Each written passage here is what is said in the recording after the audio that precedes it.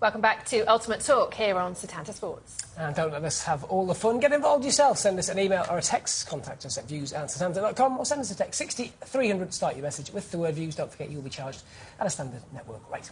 And remember, you can always see the show on the UFC website, ufc.com, or you can download it as a podcast.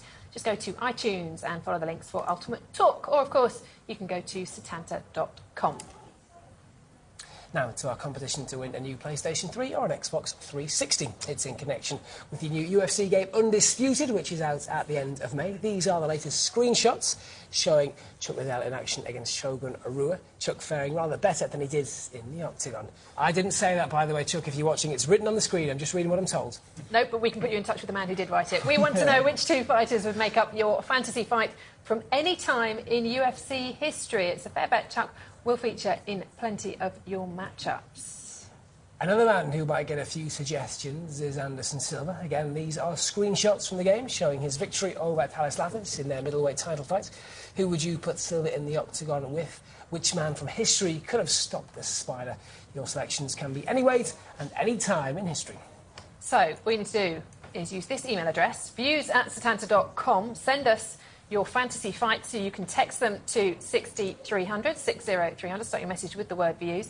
Or alternatively, you can go to our website, setanta.com, we'll pick out the best ones, and the winner will receive a PS3 or Xbox 360, plus a copy of the game Undisputed, so you can match them up yourself. Have you looked at the website or our list of viewer inbox? How many entries you've had already? Yes, plenty of entries. Staggering. Lots to go through. I have to say, Ben's got a few ideas of his. Your emails come up here as well. A few ideas of your own as to what your fantasy fight choices would be. Do I get a PS3 for this? No, you've already played the game, and you've got your free copy of the game, so you can't enter. Yeah, I mean, well, the obvious one for me is Brock Lesnar against Royce Gracie. It is just like it for me what MMA is all about. You look back to UFC 1, Royce Gracie taking on people who were 50, 60 pounds heavier than him. Just throw him in with Brock Lesnar. We're talking about whether or not Frank Mir's jiu-jitsu skills will be enough for Lesnar second time round. Royce is the absolute star man. He's the legend of the UFC. Let's throw him in with Lesnar and see what happens. Yeah, I mean, strength isn't supposed to be a factor in jiu-jitsu, but it kind of is. You know, you pull your arm free, etc., etc. I'd go for Brock in that one, I'm afraid. So. Lee Irving, I should just say, also suggested the fight between Lesnar and Gracie. And obviously, Royce Gracie was in the studio here last week. What a gent, as well as what a fantastic fighter. What a gent, and just how confident is he? He'll take on anyone. I think he was challenging George St. Pierre last week. We matchmade about 7 fights for him. Refuses to tap out. You know, he'd rather break his arm than tap out. Also, I mean, of course, he's a gentleman. Jiu-jitsu is quite a slow-knee sport in Brazil. It's like rugby. Yes. Ben, give us some more. Before we offend any more rugby fans, let's give us some more. Personal one for me, and this is purely because this guy completely captured my imagination in the sport. Was Matt Hughes. Followed his career from start to finish. The fight with Carlos Newton Why did he get you into it so much? Just if you look at a guy and you just think he is unbeatable here. He is absolutely unbeatable. Wrestlers often get a bad press.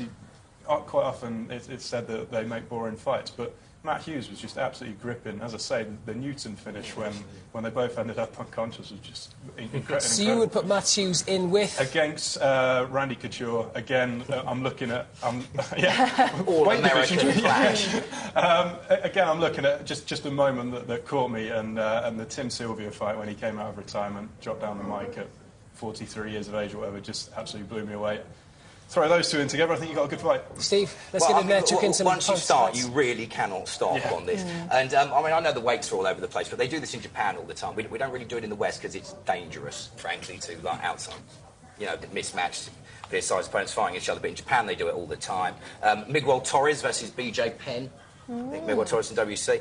Shogun versus Lyoto Machida. Chuck Liddell versus Ken Shamrock. I think Shamrock's come up an awful lot in the entries. He has. He's come up an awful lot, actually. I'll give you a name in a minute of somebody else who Nick Diaz, that. a huge crowd favourite. Him against Jason Miller.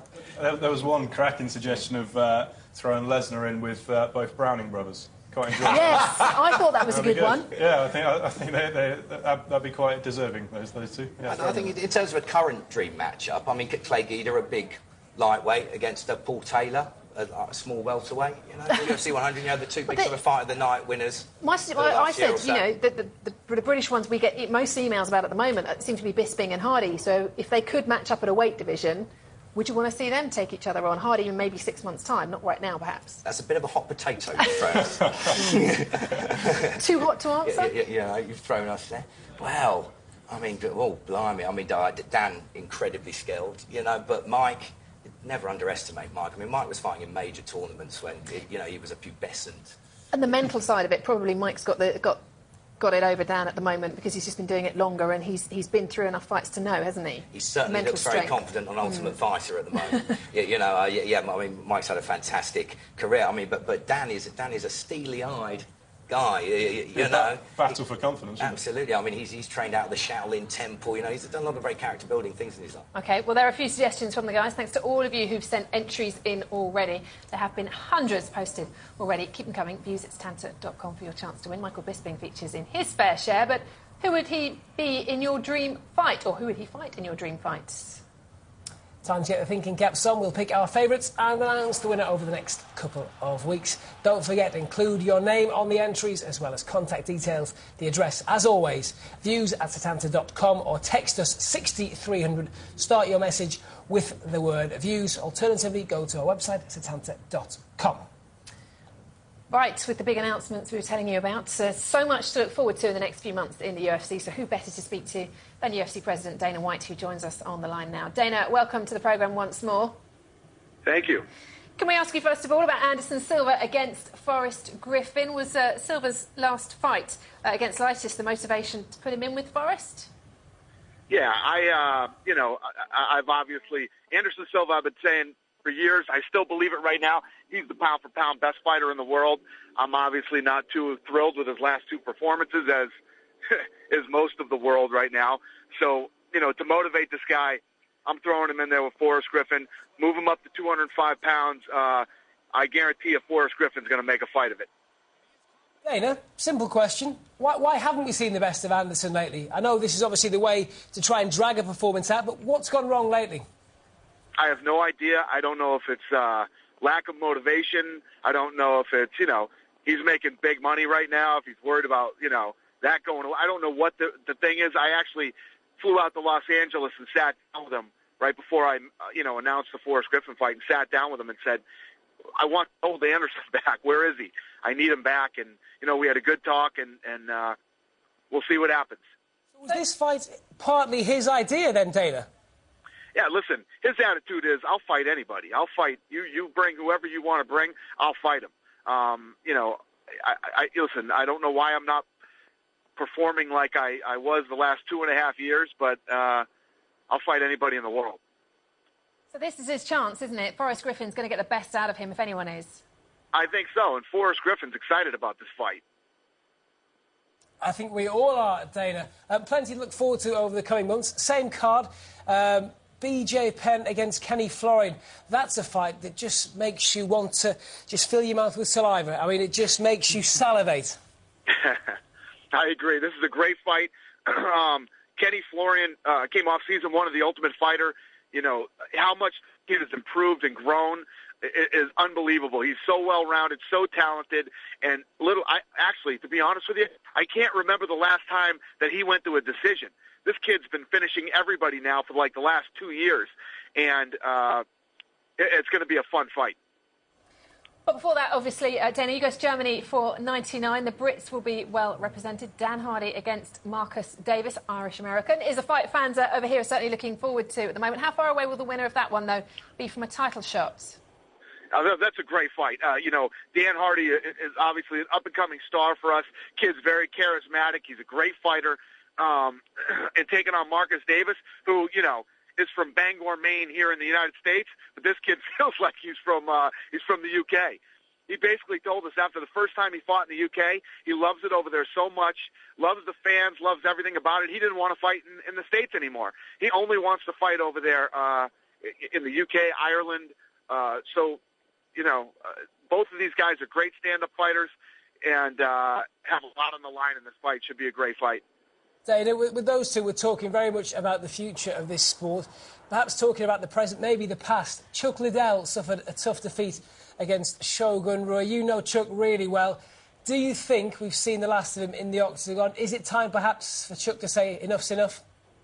We have definitely seen the last of him. That was his last fight against Shogun. Obviously, Chuck Liddell is a competitor. He loves the sport. He loves the fight.